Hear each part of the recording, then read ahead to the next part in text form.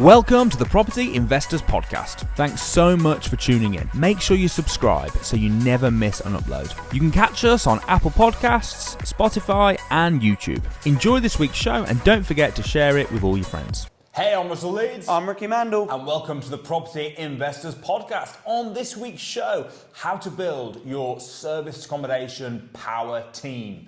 Now, what would you say, Rix, was the definition of a power team? I would say the definition of your power team is a team of specialist individuals or a specialist company and individuals that can support you in areas of the business that you may not be able to do yourself, which if you put a power team in place will help systemize certain parts of the business. Yeah. But I guess the key is with a power team is they have to be specialists in their field. Would you say, see, I agree with you in terms of obviously it's service providers, right? But would a cleaner be part of your power team? Yes. And would a cleaner be a specialist in their field? Well, I mean, you are correct in what you're saying, I guess, but they need to be a good cleaner. I would say, yeah, they do need to be a specialist. They need to be a specialist in service accommodation cleans. So what does a specialist cleaner do? A specialist service accommodation, well, we're going to get onto that. Oh, right, okay. We're going to get onto that. You're giving you some thinking time. Because you're now what you're thinking, all right, well, cleaners will be part of the power team, which is correct. I'll give you a little teaser there. It is correct, but they're not actually going to be your cleaners. They're going to be your cleaners and / your superhost, which we'll get onto. I actually think having a good power team, having good people around you, if you look at most successful people, most successful businesses, they all have good people around them, don't they? Yeah. They all, I was reading Donald Trump's book a couple of years ago, and I was like, so jealous of like his lawyer. Yeah. It was like his lawyer did loads of work for him, and I think one of the key aspects to being someone that's successful is being able to get good people around you. But what's the difference? So when we talk about specialists in the field, if they're not specialists, then they're just a team, aren't they? Well, I would say a power. Yeah, I know what you mean. But yeah, it could just be your power team could just be a team of employees. Like if you look at big hotel chains, for example. Yeah. Their power team are all going to be employees, right? Well, yeah, but usually when you think of power team, you're thinking, a specialist like accountants, solicitors. But they'll have in-house accountants. They'll have in-house. Yeah, but they're specialists, aren't they? If you just had Russell Leeds and you had 5 employees, you had a PA, you had your admin, and you had people that did operations or something, would you class that as your power team or your team? But then the cleaner argument kind of debunks that, doesn't it? Right? Because they're part of your power team, but they're not a specialist. They're not really doing anything that you couldn't do. So really, so are you saying that if you employ a team, so you have one person that works for you, that's your power team? If it's everything that you need for your business to run. So what you're saying is they're not power team if they are not essential for the running of the business? Yes. I'm sure a power team has got to be someone that's essential to the business, right? If they're not essential for the business, why are you even employing them? What's the point? What power team member are you thinking of here that you've got that's non-essential? Well, no, I'm just thinking, all right, so if you talk about someone that, works in admin, you could do that yourself. You could.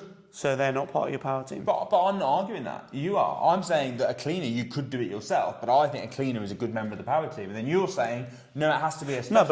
No, but I couldn't clean to the standard and spec that the cleaners would clean to. But lots of people can, though. Yeah, but I couldn't. So for me, that's my power team. Because I couldn't do it. But for most people, it's also the power team, right? So I guess power team is subjective. I don't think it is. I think your power team is your team normally of independent contractors, right, who help systemize and make your property business work. So let's have rather than discussing the definition of it, let's have a look at who we would say would be in your service accommodation power team, right? Okay. So the first person that's in your power team, I would say, and the most important one, I actually think, is your cleaner. Yeah, because they're going to be there a lot of the time cleaning the property when people check out, or every time. But also, if you don't have a good cleaning team in place, not only will you end up cleaning yourself, which if you get a service accommodation and you're cleaning it yourself, you're basically working a job, which you don't want to do. You want to work on the business rather than in the business. So they'll take that time back for you and they'll do the cleaning. But also, if it's not done well and it's not done to a good standard, you don't have a good cleaning team in place, then the property will be messy, untidy, not clean. And if the property's unclean, then that will be your first lot of bad reviews that you'll start getting. And you don't want to get bad reviews right off the bat. So if you don't have cleaners in place, expect bad reviews, which is why I think it's essential for the business, because if you haven't got the cleaners, it's going to lead to bad reviews. Yeah. So how do you ensure then that your cleaner and your power team keeps the property clean and does it? What do they need to do? Because you touched on them managing the property as well. What do you expect for them, and how do you hold them to that level? So, it's a great question. Firstly, what we do is we know what standard and spec we want the property clean to. So we'll always meet them before we take on the property and show them what we want doing, how we want doing it. Often show them photos of previous properties that we've got. Do you go and meet them in person? Yes, we do. So I've never done that. Have you not? No. Well, the reason that I like to do it as well is because if I'm using cleaners that I've never used before, then I will. If we work with them, then they know what we're doing here, they know the score. But if I've never worked with them before, I like to show them because they'll clean, but they'll also become our host. So when they've cleaned the property, which to the standard we'll show them, they'll also do small things like putting out the biscuits, putting out the coffees, refilling the teas, and checking inventory. So we have a checklist that we give to the cleaners of what to do. So not only is it cleaning, but on the checklist it will say inventory check, damage checks. They'll also fix small things if things need fixing, like changing a light bulb, screwing on a door handle, and we pay them a little bit extra when that stuff needs doing. But we also look after our cleaners as well. You know, we'll always go in once a month, flowers, chocolates, and say thank you. But we have a checklist. And you go in. Where do you do this? In their office. You go into the office in person? Well, I don't go in person to their office. I send a power team member of mine because I couldn't do it. But a team member, your non-essential power team. a team member goes in and drops them off. When I say team member, I mean Moonpig. Moonpig deliver it. But we'll send them flowers and chocolates as a thank you. But it's not every month. Yeah, wow. Because listen. If you have a service accommodation unit and it's not clean to a good standard and something gets missed, or they don't put the coffees out or teas out because they might forget, or they don't do something, they don't check for the damage, they don't do an inventory check, and then someone comes to stay and something's missing, something's damaged, or they're not happy, that will have a result in you getting a bad review. And the moment you start getting bad reviews snowballing in because the cleaners aren't doing their job that you've given them and that you're paying them for, then that will have a snowballing effect. So I believe that you should always look after your team, always reward your team, keep them incentivized, reward them for the work they've done, which is why we like to do it. Fair enough. So we meet them if they're brand new. We show... I agree with you, by the way, on the inventory check. So we do something very similar. So we'll take photos of the property and we say... So when they first go in, I say, here's photos of each room from every angle. This is what I want it to look like every time you finish. And then here's where I want you, this is what milk I want you to get. This is what coffee I want you to get. So give them a list of absolutely all the jobs they have to do. But I don't go and meet them. I mean, listen, it's not very often that you change your cleaners. No. Pretty much once you've got someone, they stay in place. But I agree with you, having clear instructions, almost like a manual for your property. This is what I want it to be like. Whether you give them that in person, I normally just have a But another reason why I meet them though is because I want to get an understanding of how they are. What happens if you don't get a good vibe from, if you go to meet them and you don't get a good vibe? That could be a sign maybe not to use them. But I've got units all over the place. If I was having to drive every time, I want it to be passive, and I want to use the same cleaner for a long time. So I'm getting good reviews. If I don't like the cleaner personally, no, I'm not saying that, but I'm saying if you feel like, because I've gone to meet cleaners before, and sometimes I felt like I don't think they're going to do a professional job well enough. I think this is more of a hobby for them. See, what I do, though, is although I don't go there, I do spot check my properties. So I don't go and meet them, but I spot check. So I'll go and stay in. Do you know when you've got like a night that's free? So if you've got a minimum stay, you're going to say you've got a 3-day minimum stay and there's like 2 nights that are free. So you know it's not going to get booked. I'll go and stay in my properties from time to time. And then I don't even tell them I'm going. It's just like a mystery visit. It's just a mystery guest. Have you ever had it where you've gone and you've been like, oh, that's not right. That's not good. No. That's good. Yeah, no, I haven't. It's always... I've never had to fire a cleaner. I've only ever changed cleaners when the price... They sometimes hike the price. So your cleaning team, because I get asked this a lot, should you get cleaners that specialise in service accommodation? Should you get cleaners that do end of tenancy cleans that could also do service accommodation? Or should you get, some cleaning team that just do who do you go for? How do you get a cleaner? Yeah. Great question, right? Now I use networking. Right. So every cleaner I've ever had has come from the academy. Yeah. And people in the academy, and I'm like, does anyone know a cleaner in here? Oh yeah, I know this person. So it's all been recommendations. Yeah. Which may be one of the reasons as well why it's easier. I don't have to go meet them because they've come recommended. Well, this is the thing. Now with how the academy is, it's such a massive network. Yeah. I went through the academy almost 7 years ago now.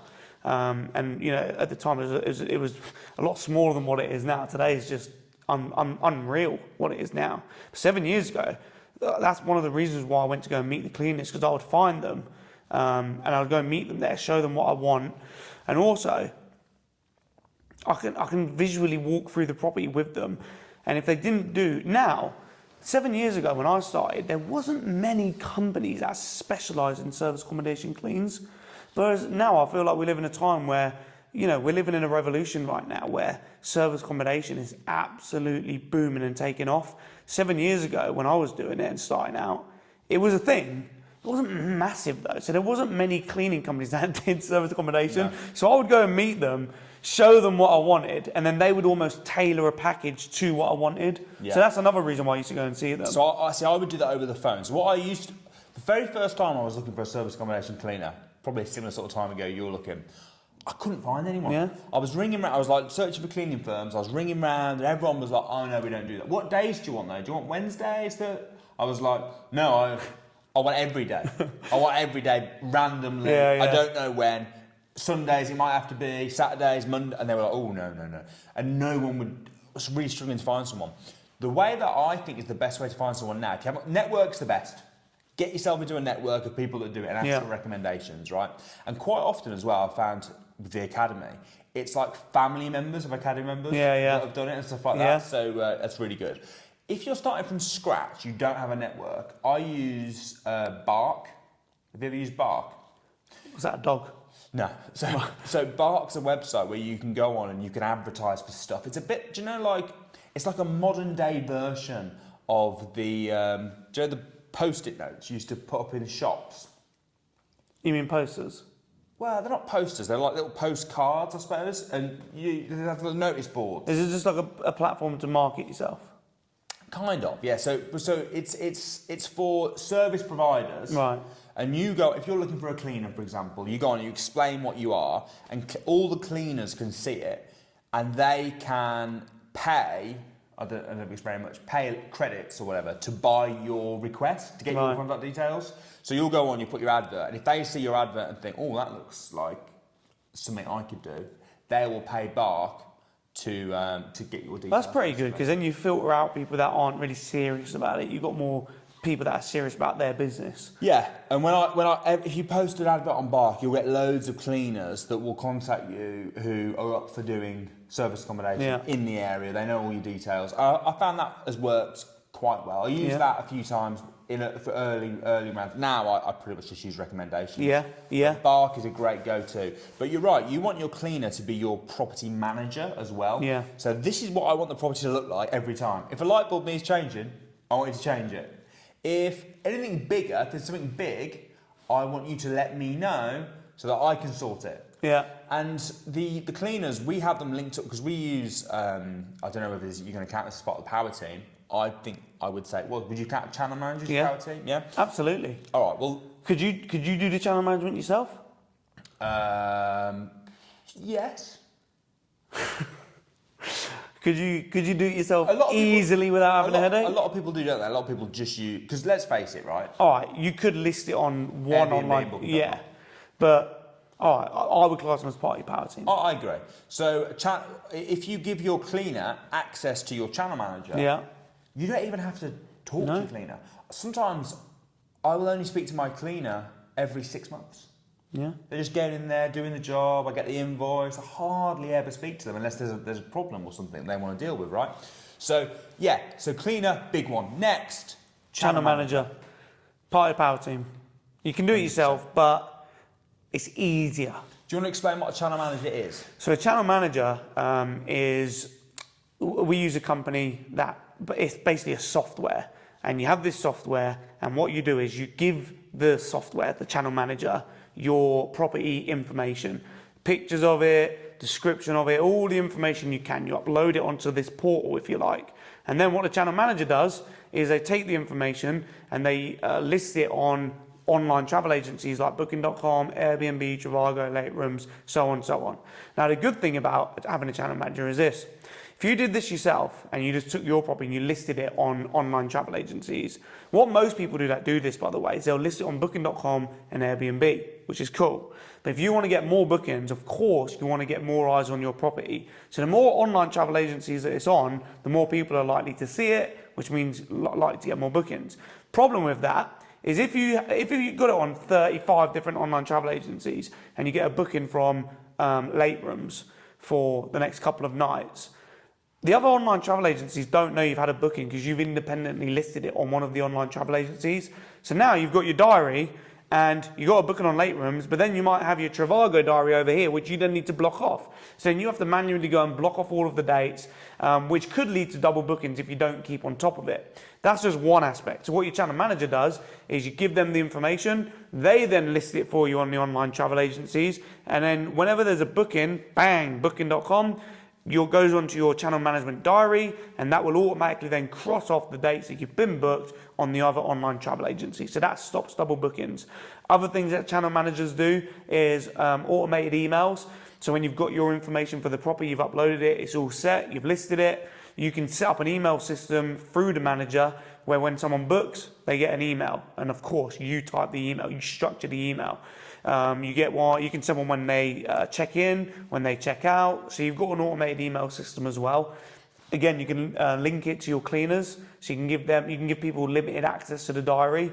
And really, I guess in a nutshell, your channel manager manages also like when it's got like one inbox. So like when people message you on Booking.com, it comes into this. And this is the thing. I think channel managers now, it goes back to the whole when I started out 7 years ago. Service accommodation, it was a thing, but it wasn't massive. Now it's so big. Channel manager, I've used the same channel managers for 7 years. And when I started, they didn't have that one inbox. I had to go, whenever I had an inquiry or an email from someone that booked through Booking.com, I would have to go into the agencies that they booked through to reply to them. Now you've got it all in one place, which is cool. It is good. It is good. And they're pretty cheap as well, aren't they? You're looking at about 25, 30 quid a month for your channel manager, and it just keeps everything organised. And again, because it is automated and it sends them all the welcome messages that you've written and the key safe codes, everything, it just does it all for you. It sends the cleaner over the dates they need to go. Very often, I'll have properties that I don't do anything with for months. It just, the guest has everything they need. They don't get in touch with me. Yeah. And it just ticks along, and I'm not doing anything. They'll book for Airbnb. They'll get all the information that they need. It will get sent to the cleaners through the channel manager. The cleaners will go. They'll clean it. They'll do everything. Everything ticks along. The great thing is as well is, let's say you've got a little portfolio of service accommodations. If you use the same channel manager, you'll often have it so that they're laid out, and when you log onto your dashboard, you can see each one individually, you can see each one's bookings, each one's calendar, they're all in one place then. So rather than having them on like different spreadsheets and trying to keep track of who's booked and, you know, what income's coming from where and how many days you've had void periods, you've got it all in one place. You just log in and it's there. You can set your pricing through your channel manager? Yeah, you've got rates, evergreen rates, base rates, seasonal rates, weekend rates. So you can go in advance and you can say, oh, this is a bank holiday weekend, Yeah. we'll up the price there, or this is a quiet season, we'll lower the price. So you can set all that out in advance. This is why I think it's your power team. I agree. I tell you what I did do though. I set my rates when I first got, it was a Vivo, channel manager called a Vivo. When I first got a Vivo, I went through and set the rates for like 3 years in advance. Right, and then forgot about it. Oh no. Right, so 3 years later, suddenly my bookings dried up, and I was like, I was looking at it, I was like, why have I had no bookings like for, I can't remember which month it was, but for like February or whatever, just nothing come in. I was like, this is crazy. When I looked, my dates had run out, and it had gone to I'd put like a reserve date in that was, if there's nothing there, charge this, and it was like a really expensive rate. It's like 200 quid a night. I'm normally charging like 140 in the week. It's like, and no bookings. Yeah, and it works the opposite way as well. You have to be careful because when you set your nightly rates, you want to plan for the big days, New Year's Eve, you know, festivals, stuff like that. You want to plan to up your rates during them periods, because what you don't want to do is not set your rate high for New Year's Eve. Someone will book that quick. If you've got like, you know, £100 for New Year's Eve and you don't change it, someone will book that, and you then can't turn around and say, oh, sorry, I'm gonna have to cancel it. That's terrible. Yeah. So what I did was I did another 3 years, because I think you can only go so far. Yeah. But then I set a reminder in my calendar, even like through my Google. Hopefully I've still got the same Google calendar. But that was crazy. I missed about 3 weeks of like, because at first I was like, oh, it's just quiet, and then by the time I'd realised, I've definitely lost bookings over that. That was a mistake. So You learn from your mistakes. Top tip for you. So so channel manager, big one. The other thing we mentioned earlier is while your cleaner's kind of acting as your property manager, there are going to be certain things the cleaner can't sort, right? There are going to be certain problems. Yeah. Well, I've had problems such as the heating stopped working. I've had problems. That's a big one. I've had that a couple of times actually with the boilers. And that would be that's bad as well. That is, because that will lead to complaints. Yeah. I had to refund the whole stuff. Yeah. Because we had to have a new boiler fitted and all sorts. Yeah. Although I got a good review from them because I dealt with it quickly, got the person the next day. I refunded them 2 days. I think they were saying for 4. I refunded them the 2 days where they had no heating. But yeah, that was bad. But anyway, you'll have certain problems that occur. I think I had a broken toilet once. What have you had anything? Had the ceiling leaked. Had the Well, I mean, one time. I've not had like broken boilers or anything like that, or heat not working. I've only ever experienced small problems. Really, over the time, you ever had stuff like that? I had the shower leak. The tiles need to be regrouted. No. Well, every time there's a major issue like that, I've only started buying service accommodations about 1.5 years ago. Before that, it was rent to rent. Okay. So any problems like that, we were made aware of. We would just pass it on to the letting agent or the landlord, because it's their responsibility with rent to rent. Sure. Usually. So anyway, when this sort of stuff arises, you're going to need a few people, I think. So the people that I personally have used, number one is a handyman. Yeah. I think a handyman's good for most little jobs, right? That are out of the scope of the cleaner. Give you an example, actually. I had a problem the other day. I needed a handyman for. Oh, this was a nightmare. Go on. Right. So the guest turns up at the property. They're like, the key safe won't open. So they ring me up. They're like, we're at the property, the key safe won't open. Right. So I'm like, holy crap. Like, because I don't live anywhere near mine either. I live like 3 hours away. So I'm like, oh no. So I rang the cleaner. Thank God the cleaner answered. I was like, can you go and let them in? Because she's got her own key. So she said, yeah, no problem. So she goes and gives them her key, her one and only key, right? So now there's a key safe that's broken that's got a key in, and my cleaner's one and only key is given to the person.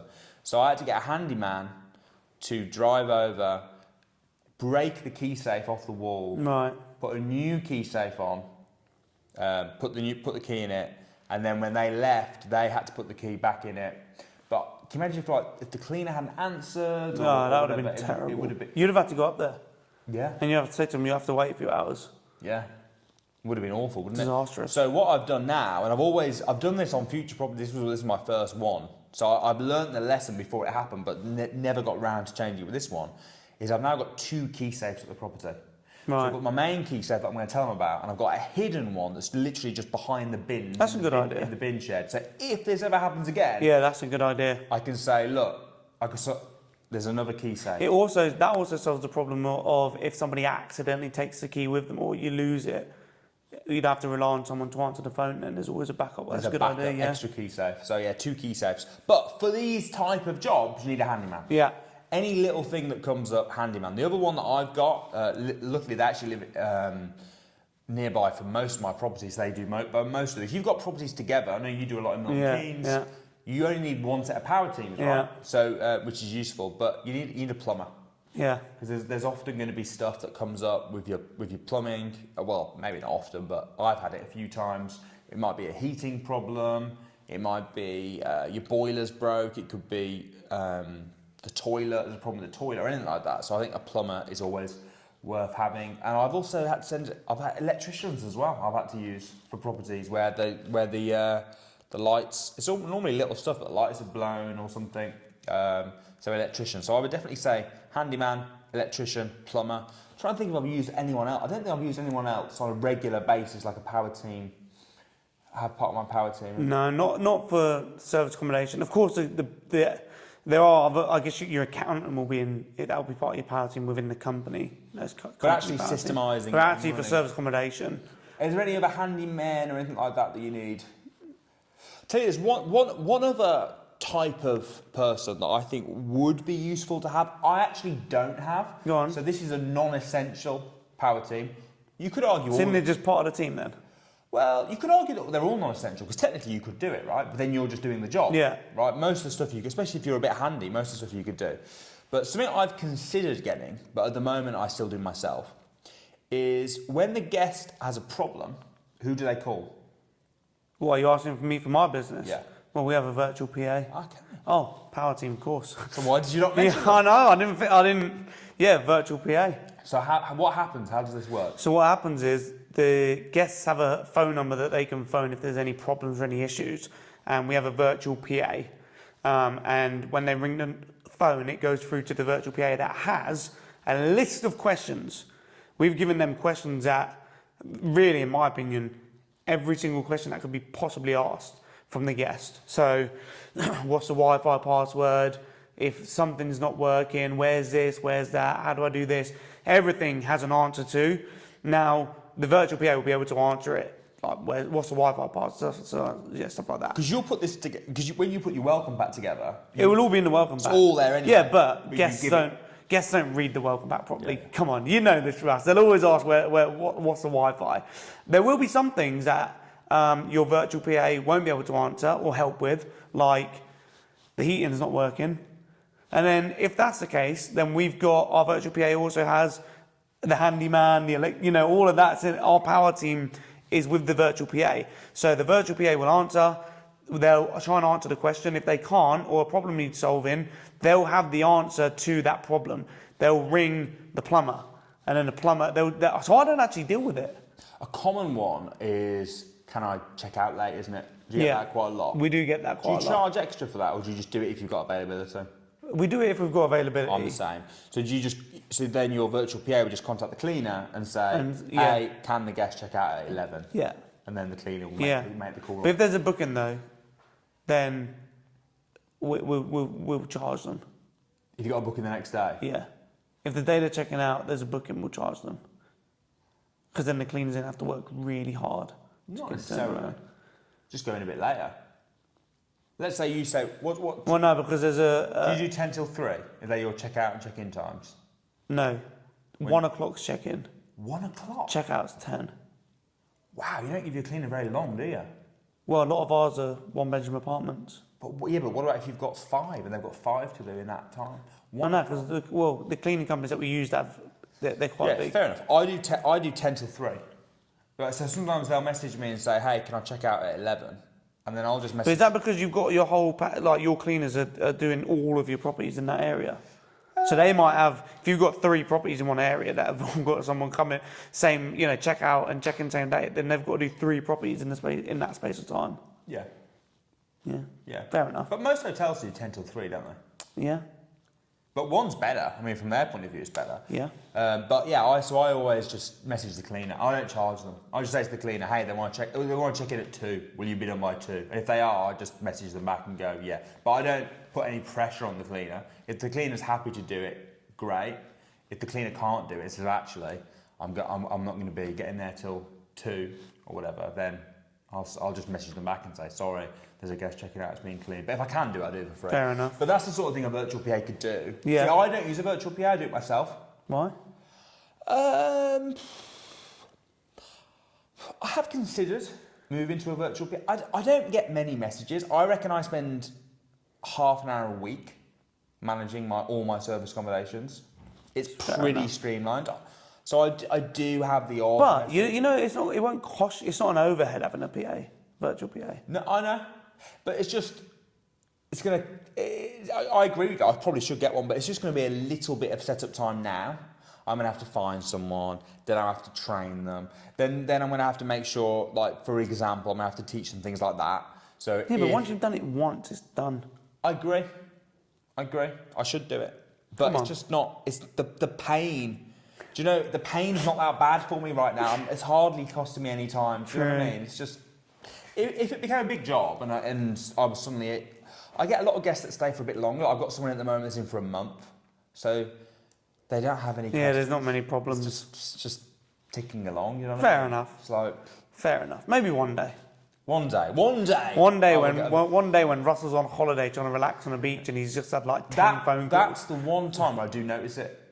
When I went to America, I got a couple of messages, but like in the middle of the night. Yeah. And I was like, oh, actually, that was what made me think, maybe I should get a virtual It's PA. always when you're busy that someone needs you in it.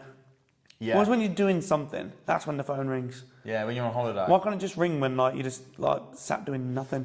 Not a power team, but I tell you another feature that I have in all my essays that I find really useful is Nest heating controls. Yeah. So you control it yourself. I can control the heating. So when if there is no guest, I actually leave the heating on all the time because there might be the odd day or two where there's no guests in. But sometimes people will say to me like, oh, it's too hot, or it's too cold, and I can go on and see what the actual temperature is. But then I can just change it for them. So I go, oh, this person obviously. So how does it work then? So what happens if they go up to the wall and try and change it themselves? It doesn't do anything. Yeah, but then you're asking for people just to keep on ringing you. You can use, the Nest thermostat is there. They could change it on the Nest thermostat. Right. And so do you monitor it? If someone, let's say it's I on... can tell if someone turns the heating up, yeah. So you're looking and go, hold on a minute, this ain't right. I don't mind if they turn the heating up, but what I do mind is if they turn the heating up and then they leave. Sometimes they'll turn it down. So sometimes I'll get someone message me and go, the house is freezing, and I'll look on it, and the guest that was in before likes the house freezing. Do you know what? If you've got, that could be a real problem though in the middle of the winter, because if let's say a guest turns it off, and you've got a week's void period. But I would notice because it would come off my app. Yeah, but if you didn't, oh no, you're right. I wouldn't. You got me food for thought. Because if someone turns it off in the winter and it's -1 outside, the house pipes could freeze. Well, the pipes could freeze, which could lead to the pipes bursting and cracking. So maybe you need to get food for thought. Also, people do like the temperature what temperature do you have your house? It's normally about 23. That's quite warm. Yeah. See, I have mine 21. Right. The government recommend 19. That seems really cold, doesn't it?